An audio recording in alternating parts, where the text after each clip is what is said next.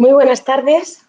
Otra vez hoy nos encontramos en el seminario Consecuencias e intervenciones psicológicas durante la pandemia de la COVID en España. Un seminario que está organizado por la Fundación de la Universidad Complutense y por el Colegio Oficial de la Psicología de Madrid. Damos la bienvenida a todos los inscritos, a todos los presentes, damos las gracias y también queremos dar las gracias a nuestra ponente de hoy, a la doctora Valeria Moriconi. Muchas gracias, Valeria, por acompañarnos. Sabemos que has hecho un gran esfuerzo entre todas las actividades que estás haciendo. Bueno, creo que hemos ido minuto por minuto, ¿no? Hace un minuto estabas casi en otra presentación y ahora en esta, con lo cual realmente estamos súper agradecidos. La doctora Valeria Moriconi es doctora en psicología médica y ella es experta en psicooncología, trabaja de hecho en la Fundación Aladina y también en oncología pediátrica del Hospital Niño Jesús. A mí me parece que el trabajo que hace Valeria es un trabajo clínico precioso y estoy segura de que por eso hay tanta gente apuntada hoy en este seminario, que están ahí la verdad que, bueno, no me acuerdo ahora, pero 200 y pico personas esperando ya para escucharla hablar. Y sí que quería poner de relieve la importancia de este trabajo que ella hace, ¿no? Ella ayuda a la gente a adaptarse al diagnóstico de enfermedades graves, creo que en cáncer en concreto, en oncología, y además también ayuda a que las personas estén lo más preparadas posibles pues para la muerte, para acompañar en todo ese proceso del duelo, que además hemos visto que durante esta pandemia realmente ha sido pues una de las situaciones más difíciles a las que nos hemos enfrentado y además de una manera completamente diferente a la que venimos enfrentándonos, porque ha habido mucha gente que ha tenido que hacer este proceso de forma distinta, en soledad y reinventando un poco. Hemos estado los psicólogos para que la gente pudiera salir adelante. Me parece que es un trabajo digno de toda nuestra admiración el que estás haciendo. Sé que diriges, Valeria, grupos de padres. Debe ser un trabajo precioso, pero a veces supongo que con momentos también duros en los cuales pues les ayudarás a manejar las emociones, pues a hacer que de alguna forma puedan seguir en contacto con sus hijos y a darle un significado, ¿no? al proceso de la pérdida que han tenido.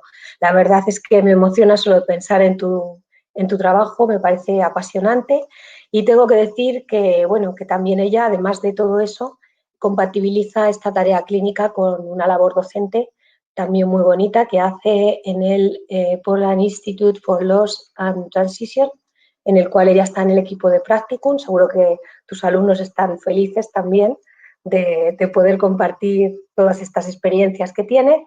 Y no en vano, el Colegio Oficial de la Psicología de Madrid pues ha confiado en ti para que fueras la responsable, ¿no?, del dispositivo de servicio de apoyo al duelo que se ha establecido bueno, durante el tiempo de la pandemia, ¿no?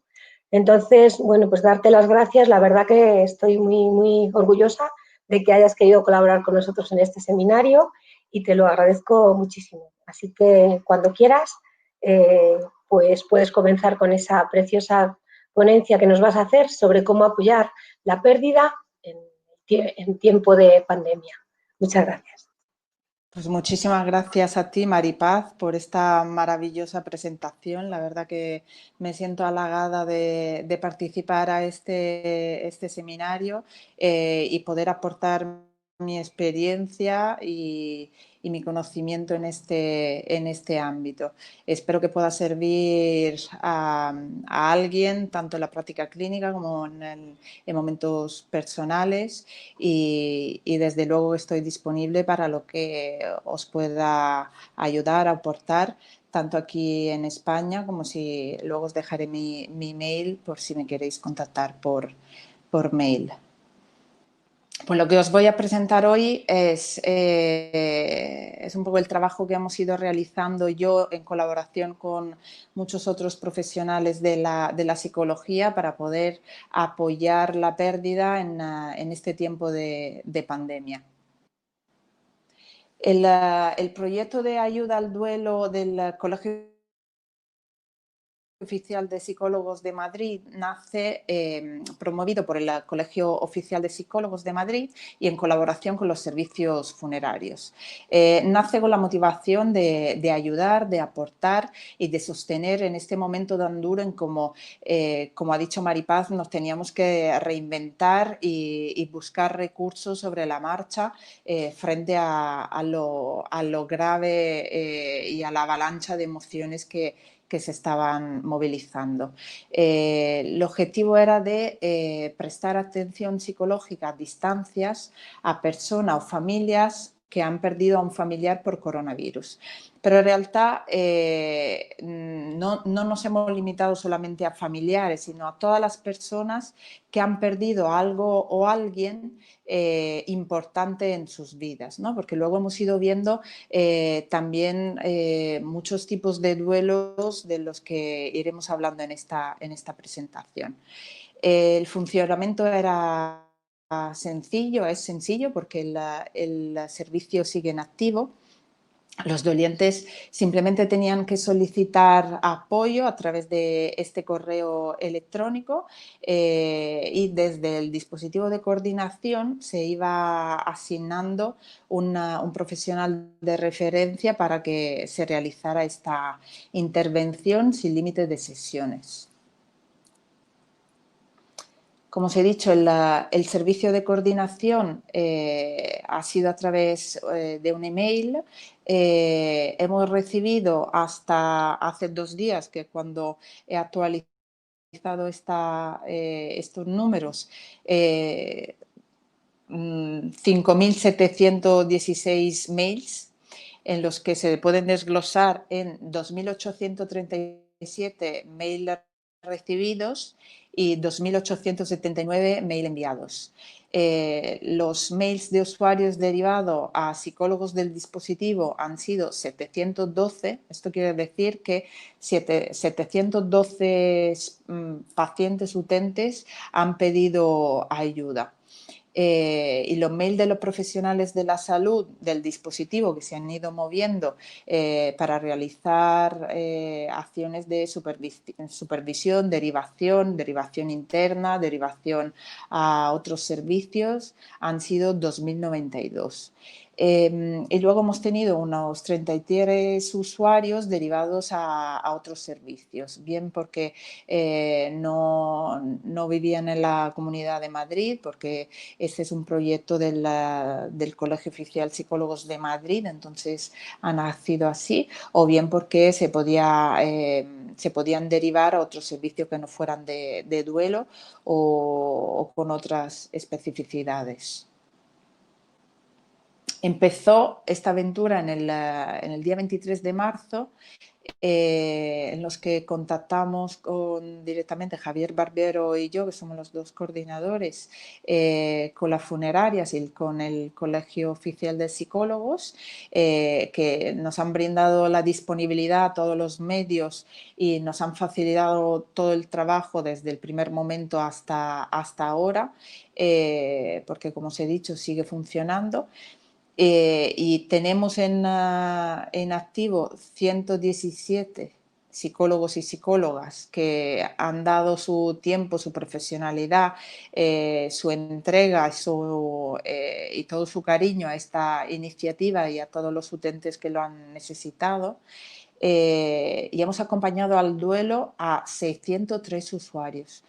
Cada vez que lo leo me sigue abrumando el número de personas que lamentablemente han tenido que llegar a nuestro servicio, porque detrás de estas 603 personas que escriben hay 603 familias que están sufriendo, porque vemos que la elaboración del duelo en nuestro servicio la ofrecemos, la brindamos a una persona, pero se extiende a toda la red de apoyo, ¿no? De hecho, no ha sido solamente un caso, sino varios que han pasado de familiar a familiar el contacto para poder pedir este soporte.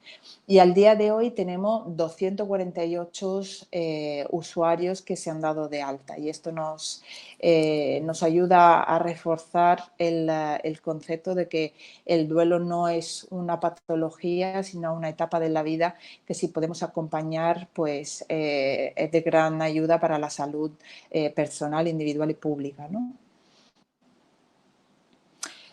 Estos son unos datos en relación a la intervención psicológica. Tenemos una media de 11 casos al día por psicólogo, de 5 o 6 sesiones por usuarios. Como os he dicho antes, no había un límite de sesiones, pero hemos podido llegar a esta media. Y cada sesión duraba entre los 40 y los 50 minutos al día. Esto nos da la idea de la dedicación de los psicólogos, de los profesionales que han apoyado este proyecto y nos han sostenido estos dolientes, estas personas. Este es un dato importante, porque vemos que la gran mayoría de las personas que nos han pedido apoyo tienen entre 31 y 50 años, mientras solamente una minoría tienen más de 65 años. Pues pensando que el coronavirus ha afectado a muchísimas personas mayores, de hecho los datos de los mayores de 70 años en España alcanzaban el 86,3% de los fallecidos por coronavirus. Entonces entendemos que este dato no es totalmente conforme a la realidad de los fallecimientos. Y nos parece importante resaltarlo porque puede que las personas mayores no hayan llegado a conocer el servicio o no hayan podido acceder de alguna forma, o que en estos momentos están en una situación de vulnerabilidad y tenemos que darle este apoyo al que antes no han podido llegar. Evidentemente la población es muy variada, hay muchísimos hijos, hay muchísimos nietos, hay hermanos, hay viudos, viudas. La verdad que no podemos hacer una estimación de qué tipo de relación tenían las personas con el fallecido, porque hemos tenido muchísimos casos y de todos los tipos. Como he dicho antes, este era un servicio restringido a la Comunidad de Madrid, pero hay un porcentaje pequeño de familiares de otras provincias que puntualmente residen en otras provincias o en otros estados, en otros países a veces. Lo que pasa que la familia de origen es de la Comunidad de Madrid, entonces hemos podido extender el apoyo fuera de la comunidad. ¿Cuáles eran los objetivos de este trabajo? Antes de todo, responder a una petición, a una necesidad inmediata. Entonces, teníamos que responder ya. De hecho, empezamos con el día 23 de marzo, como os he dicho antes, a llamar a las funerarias y al Colegio de Psicólogos, y el día 25 ya estábamos acogiendo peticiones y derivando a profesionales. Entonces, los tiempos de respuestas estamos muy orgullosos porque han sido muy rápidos.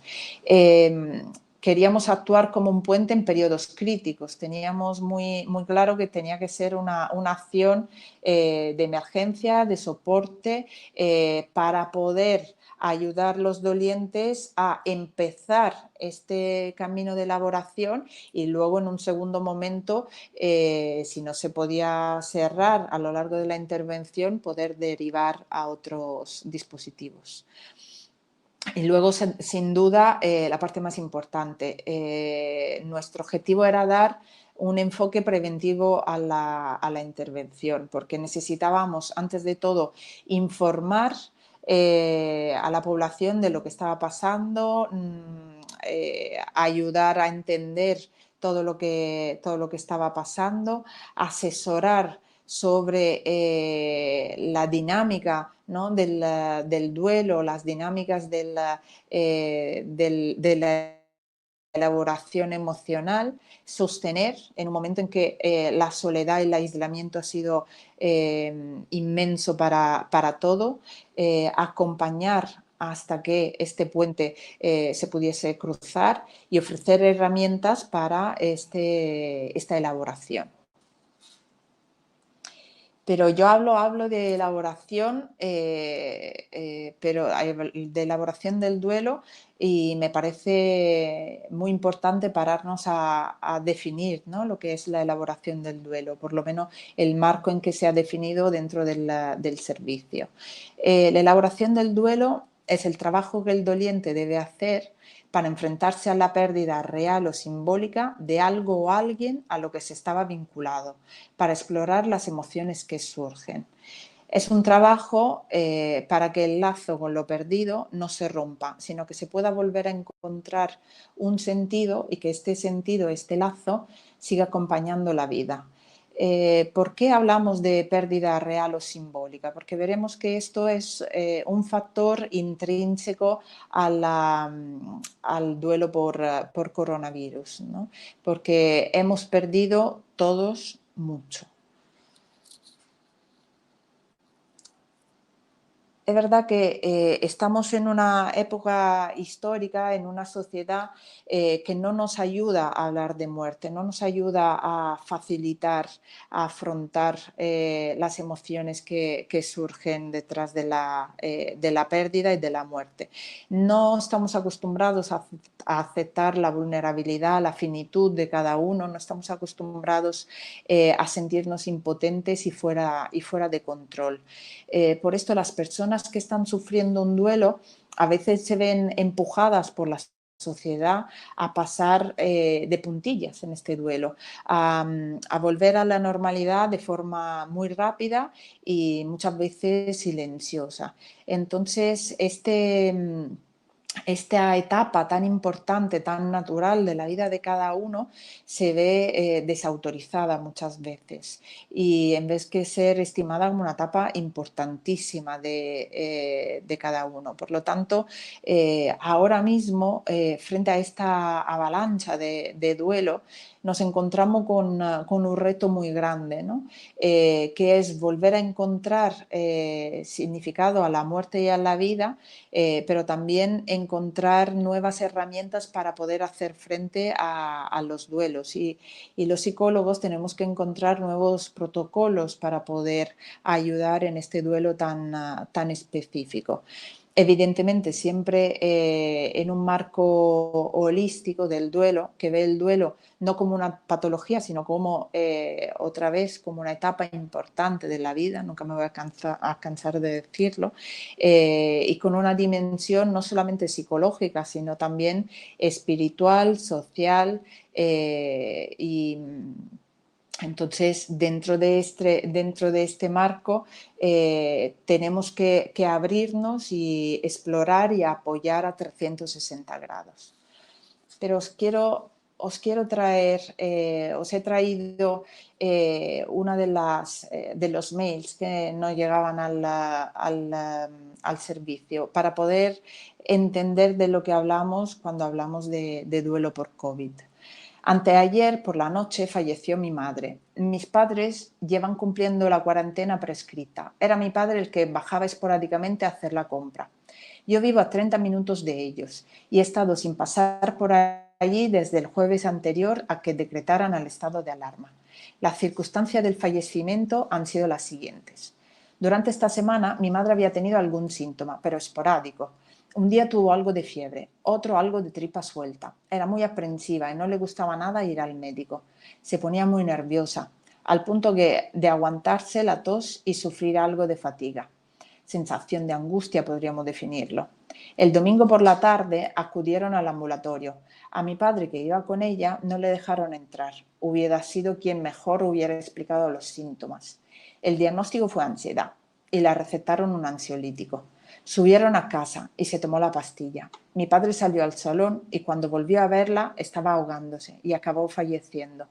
La unidad del SAMUR certificó la muerte por parada cardiorrespiratoria, sin indicar nada del dichoso virus en el parte de defunción. Y en una hora tenía el certificado de función preparado. No había habido prueba ninguna. Las circunstancias son las que son y esto no hubiera pasado así si no estuviéramos en esta situación. Eso rondará la cabeza de toda la familia. En cuanto a lo que tengamos que hacer ahora, tenemos claro que la prioridad es mi padre. La casa se ha desinfectado, se ha ventilado. Hoy por la mañana le llevé algunas cosas de limpieza. Limpiamos un bote con la mezcla de lejía y agua y algunas pautas. La mayoría ya la estaban llevando a cabo. Es una persona tranquila y le he visto bastante entero, resignado y concienciado. En estas circunstancias, lo que se convierte en lo más duro es llevar el duelo sin contacto físico alguno. Mañana, día 25 por la tarde, es el entierro, al que la llevan y la traen en coche. Consideraremos que sin peligro. Será el próximo momento crítico que pasaremos.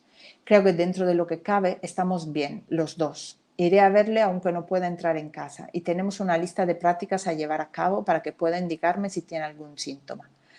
De todas formas, sería de gran ayuda recibir algunas indicaciones que nos ayudan a superar esta extraña forma de seguimiento y atención desde la distancia, sin agobiar, pero asegurando su bienestar, sobre todo pautas y cosas que yo pudiera hacer y transmitir a mi padre. Notamos cómo este duelo es un duelo multidimensional. De hecho, nos encontramos a muchísimas formas diferentes de duelo.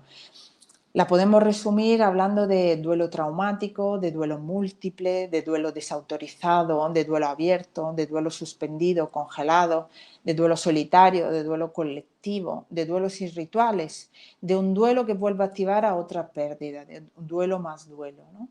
Estas son solamente unas formas de poder definir cada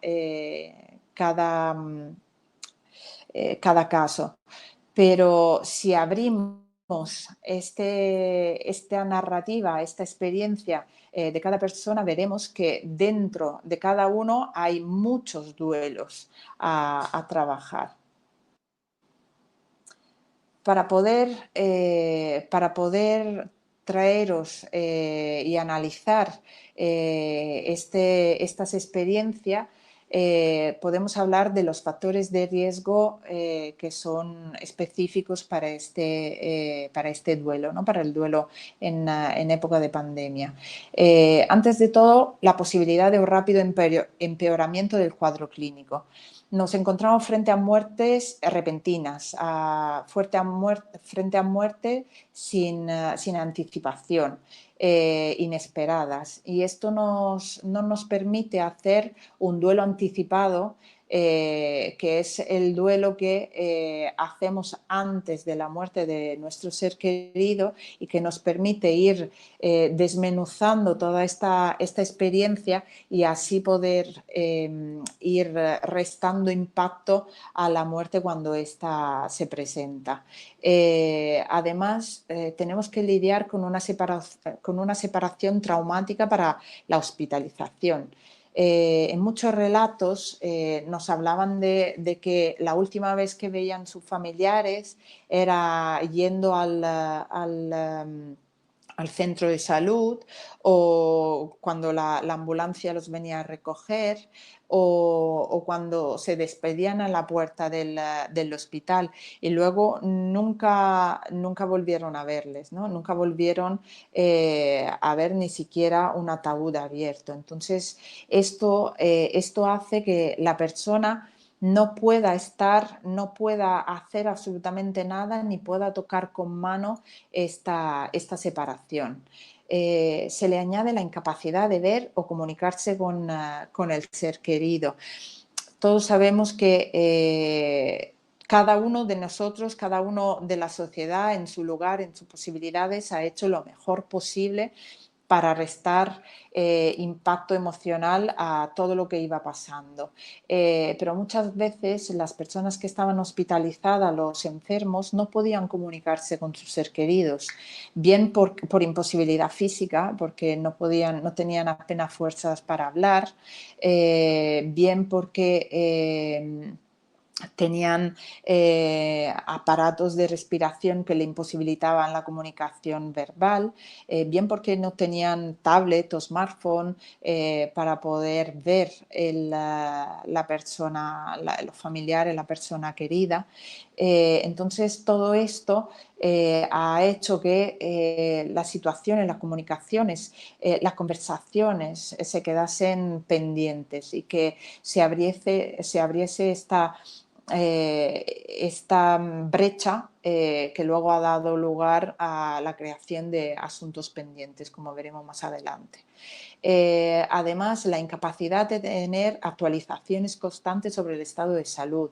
El personal sanitario ha hecho lo que ha podido y en muchos casos ha dado el 1000% de lo que podía, haciendo llamadas constantes a los familiares, haciendo videollamadas cuando se podían, facilitando esta comunicación tan importante.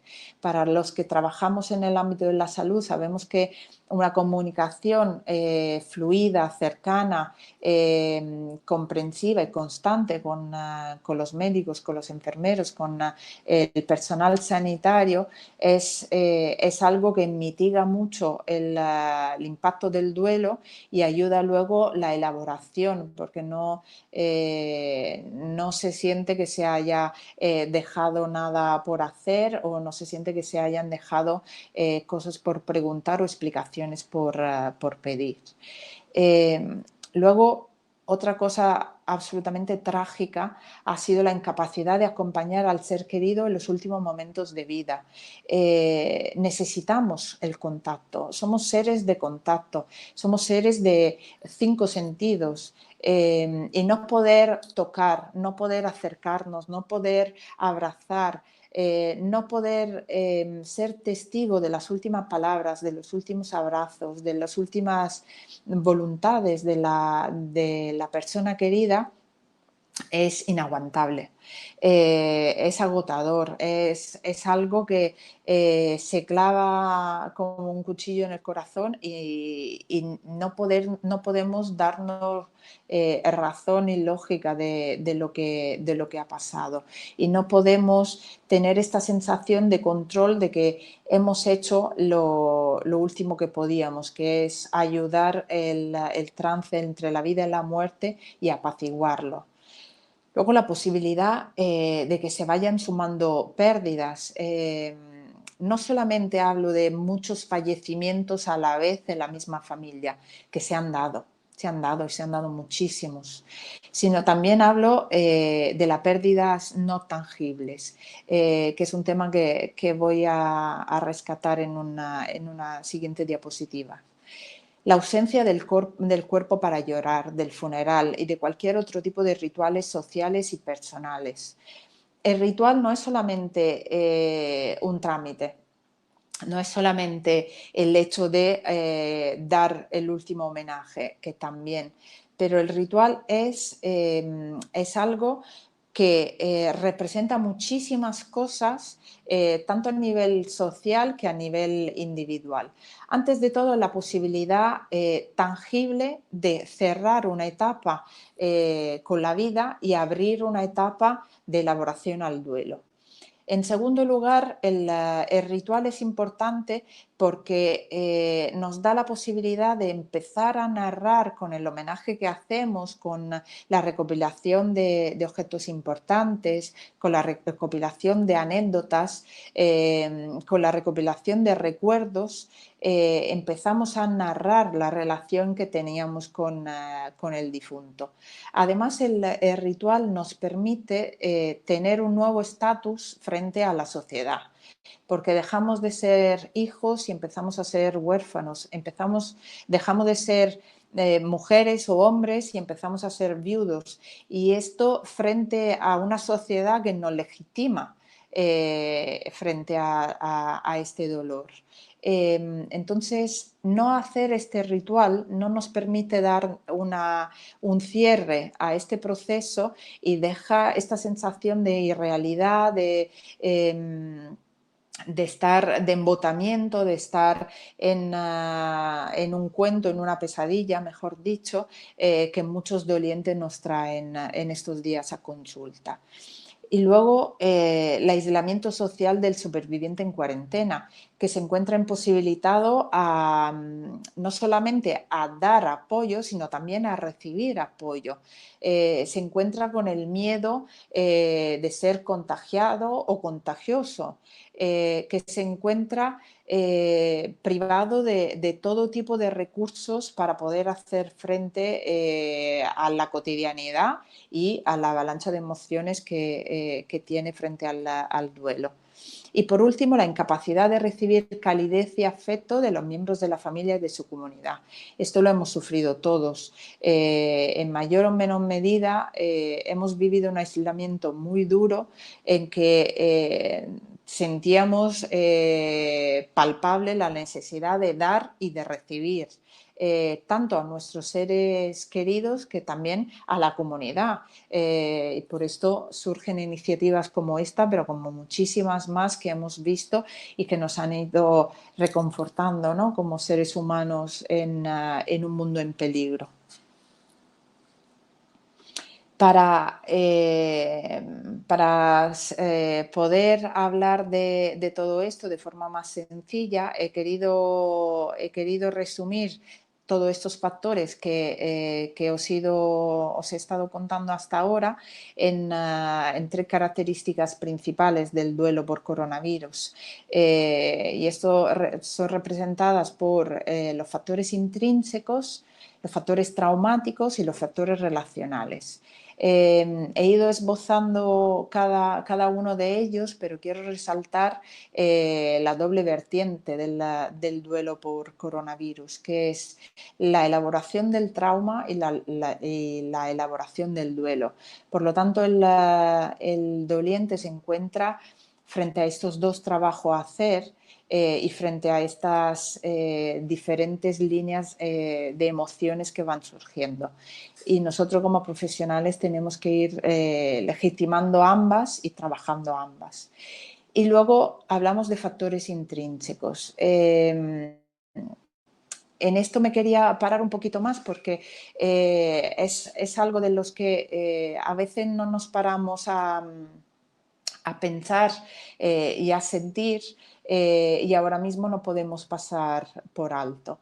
Estos factores intrínsecos son el duelo desautorizado y el duelo acumulativo. Hablamos de duelo desautorizado cuando hablamos de un duelo que se manifiesta cuando no es reconocido abiertamente, no es validado socialmente y el dolor no puede ser públicamente expresado. ¿Qué quiere decir? Que son duelos que no solamente hablan de muerte, sino que hablan de pérdidas no tangibles. Hemos perdido todos mucho.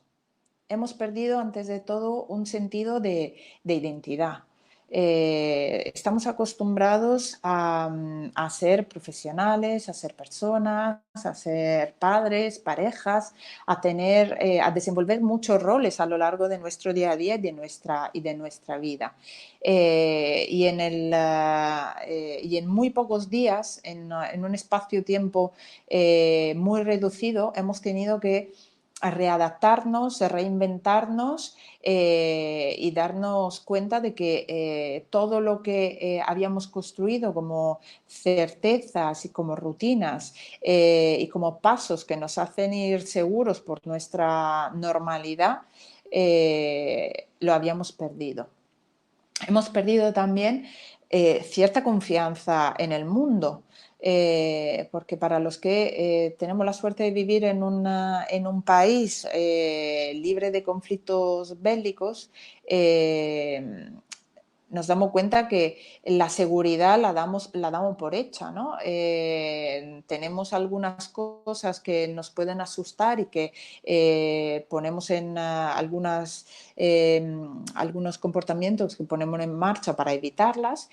pero en general nos sentimos seguros y de repente nos hemos dado cuenta que un enemigo totalmente invisible, totalmente inesperado y muy fuerte nos ha nos ha doblegado, nos ha hecho replantearnos muchísimas cosas. Antes de todo, la seguridad en el mundo en general. Hemos perdido también en toda una serie de valores y de creencias que a lo largo del día a día, según iban avanzando los días y las circunstancias y los conocimientos, las experiencias, hemos tenido que volvernos a plantear y a significar todo este sistema de creencia, ¿no? Y de valores sobre lo que apoyamos nuestra identidad en nuestra cotidianidad. Por lo tanto, nos hemos sentido cojos o andando sobre arena movedizas. Hemos perdido también el hecho de ser una comunidad, porque nos hemos visto solos frente a algo que no podíamos abarcar y la única forma de ponernos a salvo era quedarnos parados. Entonces no teníamos el control que normalmente tenemos en nuestras vidas. Y en algunos de los casos nos hemos tenido que enfrentar a pérdidas económicas, pérdidas materiales, y estas son pérdidas muy difíciles de poder elaborar, sobre todo cuando se acumulan, cuando pasan una detrás de otra, como os he dicho antes, en un espacio de tiempo muy limitado. Y por esto nos encontramos frente a muchos duelos acumulativos. Estos son duelos que se manifiestan cuando una persona sufre la pérdida de varios seres queridos o varias pérdidas de cosas tangibles y no tangibles en un corto periodo de tiempo o de manera simultánea. Por lo tanto, es imprescindible dar lugar de expresión a cada uno de los duelos y a cada una de las emociones que estos levantan. Por lo tanto, nuestro servicio se ha ido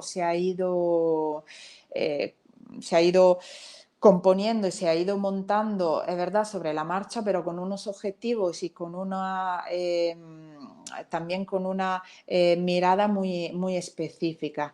Lo que queríamos era, antes de todo, crear este vínculo con la persona que estaba en duelo, y esto nos ha resultado un reto porque teníamos antes de todo la dificultad del medio, ¿no? Del teléfono, de la pantalla, a los que muchos no estábamos acostumbrados y nos hemos tenido que adaptar rápidamente. Entonces nos teníamos que presentar, hacer una primera exploración de lo sucedido y empezar a trabajar el vínculo tan importante en terapia, ¿no? Hemos tenido que dar un encuadre preciso y así comunicarlo a los dolientes para que esto no se convirtiera en una charla entre amigos, sino que fuésemos a trabajar el objetivo específico de cada persona.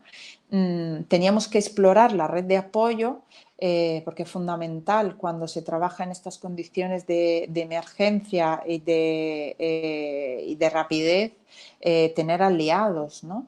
Y ayudar también las personas a conectar con esta red de apoyo, porque hemos tenido también que aprender que no solamente el contacto el contacto físico nos lleva al contacto y al vínculo con las personas. Entonces, hemos tenido que hacer mucho trabajo también de psicoeducación a cómo poder contactar y a cómo poder reevaluar la red de apoyo.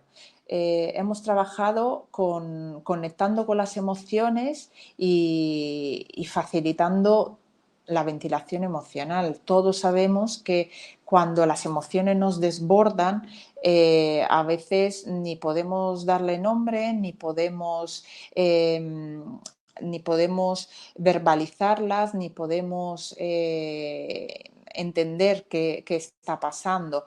O a veces cuando podemos no queremos por proteger a la persona que tenemos al lado, por miedo a que se imposesen de nosotros y vayamos a caer en un pozo sin fondo. Entonces ha sido importantísimo este espacio de permiso al duelo, de permiso a estar en duelo y a sentir las emociones propias del duelo.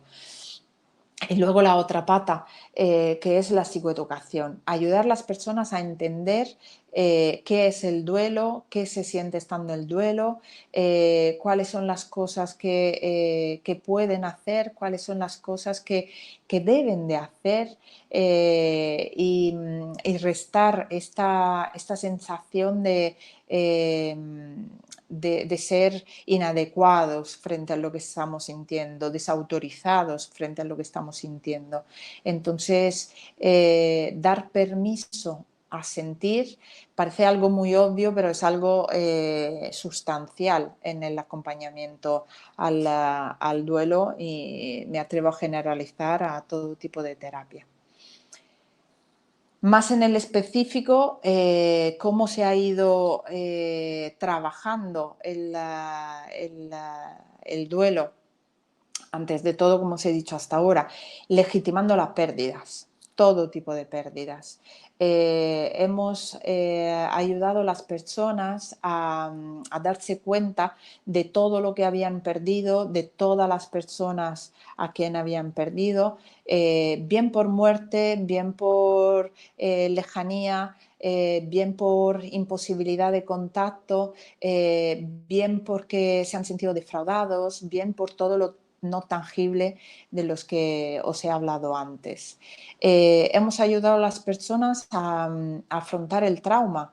El trauma representa todos aquellos síntomas de disociación, de embotamiento, de ansiedad, de sentirse congelado, de tener pensamientos intrusivos, imágenes recurrentes, de tener pues, flashbacks. Todo esto se ha ido trabajando en paralelo, como os he dicho anteriormente, entre la elaboración del duelo y la elaboración del trauma.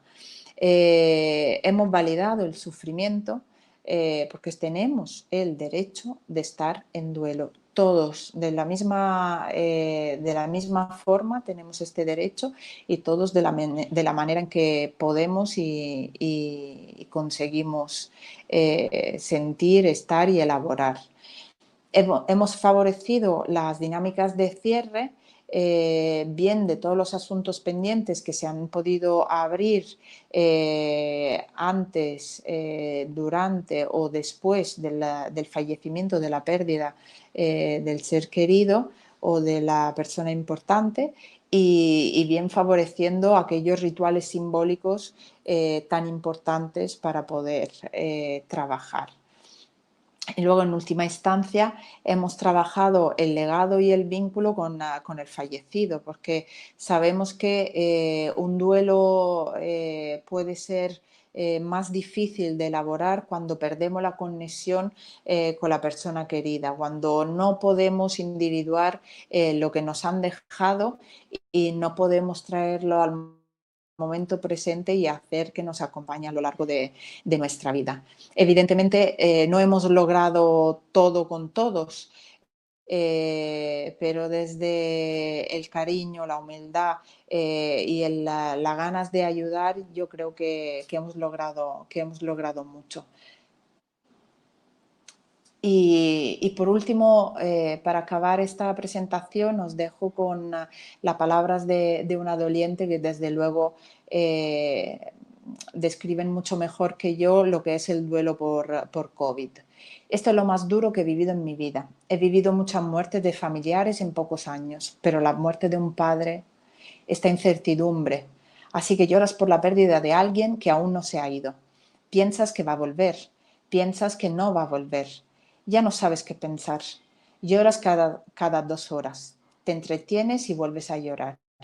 Eso es simplemente horrible. Es angustia porque te dicen que va a fallecer. Es impotencia porque en otras circunstancias mi padre se salvaría. Es incertidumbre porque aún piensas que puede salir. Es frustración porque los médicos no te entienden ni te explican. Es tristeza, es dolor. ¿Qué hago?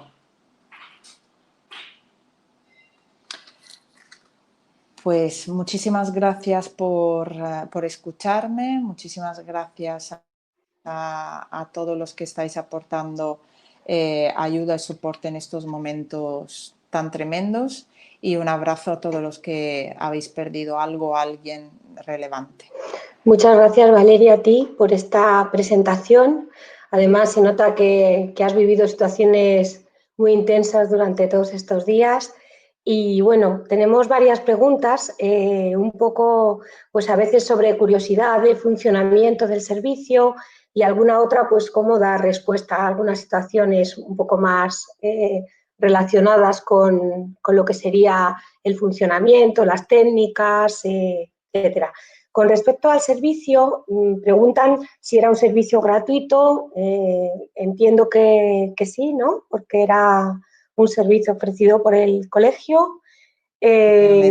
Cuéntanos un poco, si puedes, cómo estabais organizados, porque por un lado hay preguntas que comentan que quizás el hecho de que fuera un servicio en el cual había que solicitar ayuda a través de emails, pues de alguna manera dificultaría la solicitud de ayuda a personas mayores. Pero también nos has hablado de que habéis trabajado con la gente de los tanatorios, ¿no? Con los de las funerarias.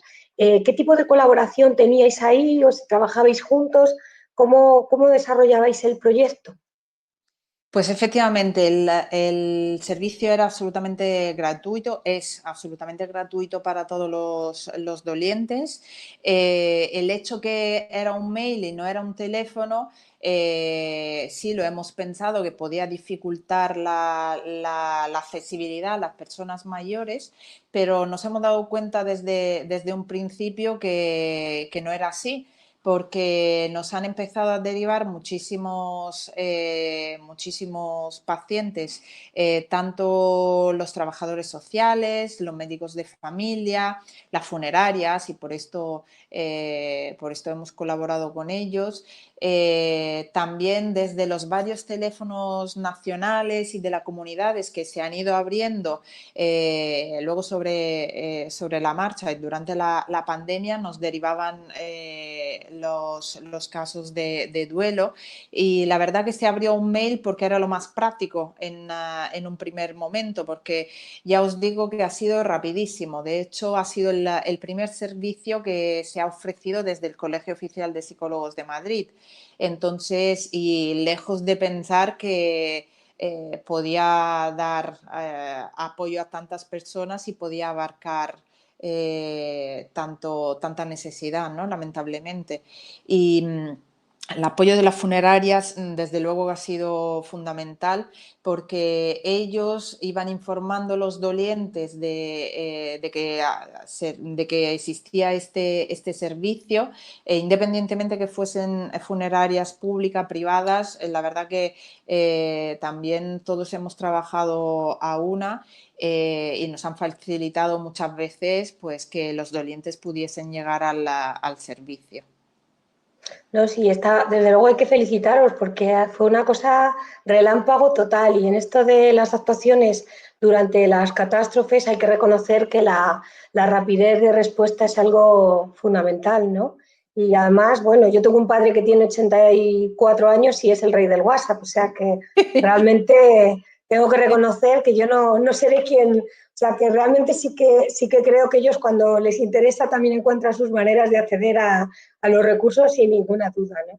Sí, sí, hemos Hay otra. atendido, efectivamente, perdona que te corte, hemos atendido, o sea, de hecho yo también me he encontrado sorprendida de que mucha gente ha podido acceder, y luego, respecto a lo que decías de que nos hemos movilizado todo, también quiero resaltar pues la gran humanidad, la gran capacidad de crecimiento postraumático, si lo queremos llamar así, de resiliencia que tenemos nuestro colectivo para ser un poco para barrer hacia adentro, pero también todas las personas en general, porque detrás de tanto dolor también ha habido muchísimas ocasiones de solidaridad y de apoyo. Sin duda. Me preguntan también los asistentes al seminario, están preguntando también bastante sobre las técnicas que habéis utilizado. Tú has comentado algunas sobre como la psicoeducación que habéis aplicado, ventilación emocional. No sé si habéis usado algún tipo de técnicas de activación para facilitar el funcionamiento de la gente o algún otro tipo de técnicas de exposición cuando era duelo traumático y cómo os ha resultado hacerlas a través de estas vías que utilizamos ahora, ¿no?, en las sesiones de apoyo psicológico. Cuéntanos algo sobre eso. Pues la verdad que hemos editado de prisa y corriendo una guía, Javier Barbero y yo, que la encontráis disponible en la página del Colegio Oficial de Psicólogos, donde hemos dado algunas directrices de cómo se podían ir desarrollando las sesiones, por lo menos llegando hasta la sexta, para que sin restar profesionalidad y creatividad a cada profesional, porque sabemos que las personas que se han ofrecido tenían experiencia tanto en duelo como en psico-oncología y cuidados paliativos, entonces tenían experiencia de acompañamiento en final de vida y de afrontamiento a la muerte, entonces siempre han sido sugerencias y siempre han sido pues como una forma de querer sostener también quien se ha ofrecido a darnos su espacio y su tiempo. Entonces ahí sí que hemos esbozado algún consejo, alguna posibilidad de técnica, de enfoque. No, Mejor muchas dicho. gracias, porque además es verdad que se han colgado también en el Colegio de Madrid y en el Consejo General de la Psicología, se han colgado un montón de materiales súper interesantes, entre ellos está este, que yo creo que también está bien que todos los asistentes al seminario lo sepan para que puedan acceder a ellos. Y una última pregunta que quisiéramos hacerte, que también la ha preguntado mucha gente, ¿no? Bueno, muchas veces existen en esto del duelo pues una serie de mitos que de alguna forma hace que la gente lo pase mal, ¿no?, o lo tenga más difícil, ¿no? De hecho, algunos de los mitos en el tema del duelo incluso los hemos difundido a veces los psicólogos, ¿no? Parece, por ejemplo, que quizás uno de los mitos, yo creo que más desafortunados que podemos encontrar en este campo es ese de que si no tenemos el cuerpo no se puede elaborar el duelo, ¿no? Yo creo que eso es algo que la sociedad ha interiorizado claramente y ellos mismos te lo dicen, ¿no? ¿Cómo voy a hacer el duelo si no tengo cuerpo, ¿no? No he visto a mi hijo, no me he despedido de mi padre. Entonces, en esas situaciones, yo me imagino que aquí habéis tenido que desplegar también pues un abanico de creatividad en todas las posibilidades. Y me gustaría saber, pues igual que en situaciones, yo me acuerdo que cuando pues el avión que se estrelló, el de Germanwings, con un montón de gente en las montañas, pues realmente los cuerpos estaban dispersos por la montaña y no había manera de hacer allí nada que fuera un acto con cuerpos, ¿no? Y se hizo algún acto un poco en público, conjuntamente con algunas personas que viajaron allí, no todo el mundo, pero con algunas familias. En este caso, Valeria, ¿qué es lo que les habéis sugerido a las familias para que hagan estos rituales? ¿Qué tipo de rituales se han hecho por internet? ¿Qué cosas habéis hecho? ¿Cómo habéis salido de esta situación?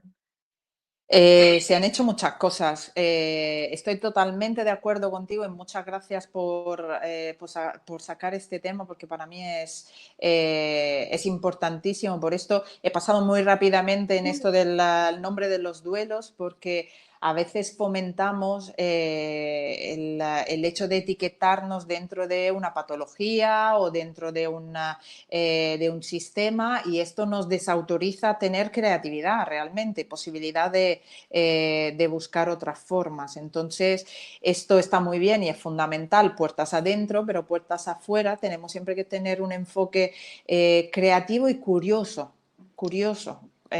frente a la persona que tenemos en la consulta o que vamos a acompañar, porque si yo pierdo la curiosidad y quiero dar un paquete estándar de técnica, de ritual a cada uno, pierdo toda la especificidad de la relación, de las características, de la vinculación que tiene esta persona con quien o lo que ha perdido. Por lo tanto, el trabajo luego de fino, ¿no? Con cada uno era poder ver qué era lo que conectaba con esta persona y poder elaborar pues rituales simbólicos pero individualizados, ¿no? O poder buscar la comida favorita de cada familiar, la canción favorita, crear camisetas para los niños, hacer dibujos, hacer muñecos de plastilina, o sea, buscar todos los recursos posibles que a ambos, ¿no? Al terapeuta y a la persona, pudiesen ir surgiendo escuchando, una vez que se había escuchado pues la historia de cada familia. Bueno, muchas gracias. La verdad que tengo que darte las gracias por haber estado con nosotros, a pesar de los múltiples compromisos que tienes, pero también quiero darte las gracias por este trabajo que me consta que habrá sido duro y difícil, pero también estoy segura que habrá mucha gente que en el peor momento de su vida pues habrá sentido emociones positivas y habrá pensado que incluso podían salir cosas buenas, ¿no?, de las situaciones más terribles, ¿no? Y darte las gracias por haber estado con nosotros. No sé si quieres comentar alguna cosa más para despedirte.